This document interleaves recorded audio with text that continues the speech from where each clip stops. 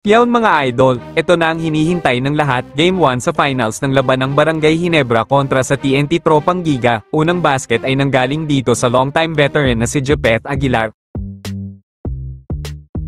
5-0 run naman agad ang Ginebra kaya gigil bumawi at umiskor itong si RHJ. Gigil na gigil naman makabawi itong si JBK RHJ at sa mga taga TNT, may 4 na puntos na nga sa unang siyam ng Ginebra. Nagparamdam na din ang dating katropa na si Troy Rosario, press ahead para sa unang tira niya dito sa finals.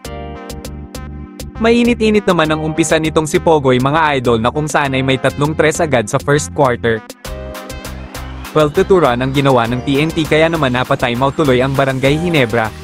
Eto pa at idagdag pa natin itong tres ni Reyna Ambatak, pang 8 tres rason para sa 11-point lead agad para sa TNT.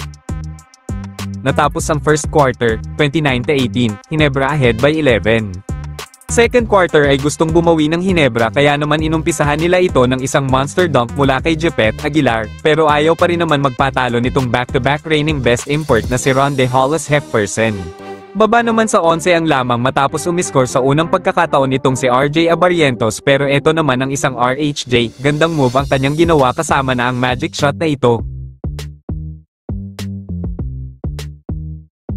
Grabe naman itong rookie na si Abarrientos, siya nga ang nagiging rason bakit napapadikit itong Barangay Ginebra.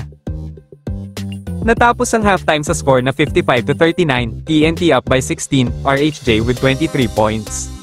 Second quarter ay agad sinubukang humabol ng Ginebra, na ibaba nga nila sa 11 ang kalamangan matapos umakyat ito sa 17, pero ayaw naman pumayag ditong si Ronde at agad nakakuha ito ng sagot para muling lumayo. Under 6 minutes ay unti-unting nabubuhayan ang Barangay matapos may baba ulit 12 ang lamang.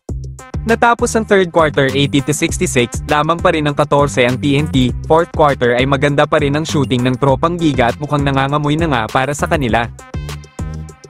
Hanggat di pa tumutunog ang buzzer ay hindi pa tapos ang laban para kay Jeremiah Gray, kakapasok lang nga lamang ni Mia pero agad kumana ng tres. 8 minutes remaining ay nabubuhayan na naman ang mga fans ng Ginebra matapos may baba sa single digit ang lamang for the first time. Eto na naman si Calbo na referee mga idol, tumawag na naman ng offensive foul after ng tira na ito ni Troy Rosario. Buti na lang at may coaches Talangen pa ang JJ Nebra at successful nga ito after eye review, na ibaba ng Ginebra sa 8 ang lamang ngunit hindi nagtagal ay nakabawi na naman itong si RHJ. Tuluyan na nang nakuha ng TNT ang panalo sa Game 1.